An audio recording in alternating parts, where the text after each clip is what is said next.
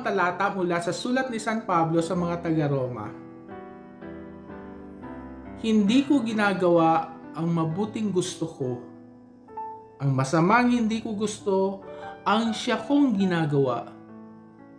Kung ang ginagawa ko ay hindi ko nais, hindi na ako ang gumagawa nito, kundi ang kasalanang naninirahan sa akin. Ito ang natuklasan ko.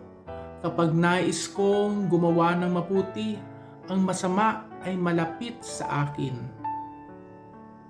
Ano ang mabuting gusto mo pero hindi mo magawa?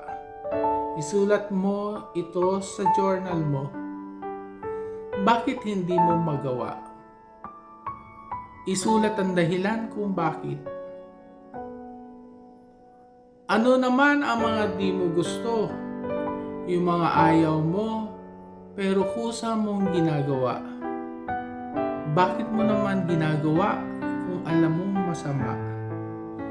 Isulat din, hindi kailangang ibahagi, pero kung disturbed ka at kailangan mo ng kausap, narito ako at lagi handang makinig at alalayan kayo sa pagninilay ninyo.